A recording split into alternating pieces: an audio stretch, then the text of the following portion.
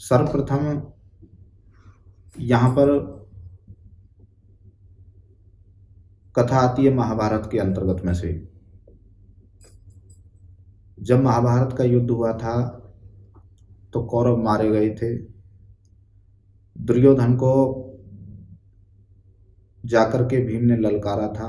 दुर्योधन समुद्र में से बाहर निकलता है, युद्ध करता है, जंगाएं उसकी टूट जाती हैं। फिर अश्वत्थामा जी महाराज के द्वारा यहाँ पर द्रौपदी के 5 पुत्रों की हत्या कर दी जाती है।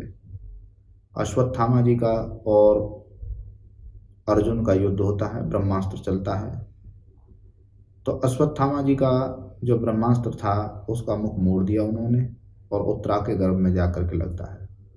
उत्तरा अभिमन्यु की पत्नी है, राजा विराट की पुत्री है।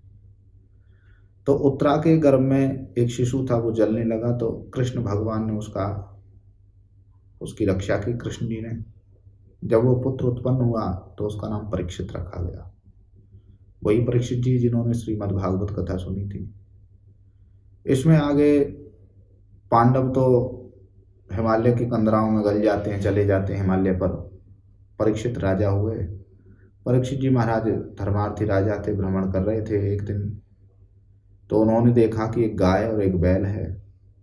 गाय रो रही है, बैल रो रहा है। तो उन्होंने पूछ लिया, तो इसमें बताया, गाय ने बताया मैं पृथ्वी हूँ, बैल ने बताया मैं धर्म हूँ। बैल के 3 पैर टूटे हुए थे क्योंकि धर्म के 4 चरण होते हैं, दया, दान और शौच और तप। लेकिन उसमें दया, शौच और तप, ये 3 चरण कलयुग में नहीं रहते, केवल एक चरण है, दान नाम का चरण।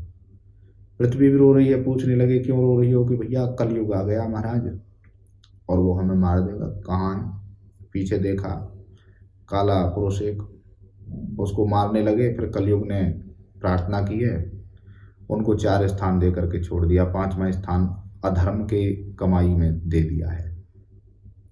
उसके पश्चात में राजा ने एक मुकुट को धारण किया अपने घर जा करके। वो मुकुट जरासंध का था। भीम ने जरासंध को मारा तो लेके आए थे, इसलिए उसमें कलयुग निवास कर जाता है। राजा शिकार खेलने जाता है, शमीक ऋषि का अपमान कर देता है। शमीक के पुत्र श्रृंगी के द्वारा राजा को 7 दिन में मृत्यु का श्राप प्राप्त हो जाता है।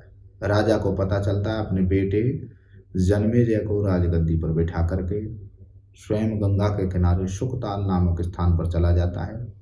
वहाँ सुखदेव जी महाराज से उनकी मुलाकात होती है। सुखदेव जी महाराज कौन है इसमें बताया गया है।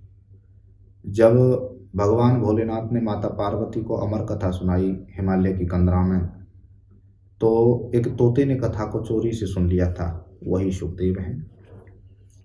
यहाँ पर भागवत में इनके बारे में विस्तार से बताया गया है कि सुखदेव जी महाराज के पीछे शंकर भगवान त्रिशूल को लेकर के दौड़े थे।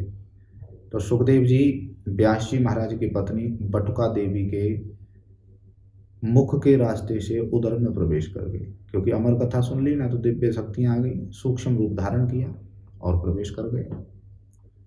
कई वर्षों तक, 12 वर्षों का लेख आता है, कहीं 16 का आता है कि अपनी माँ के उदर में रहे। उसके बाद में बाहर आए तो जंगल में तप करने चले गए। फिर लौट करके आए, व्यास जी महाराज ने उन्हें श्रीमद् भागवत कथा सुनाई।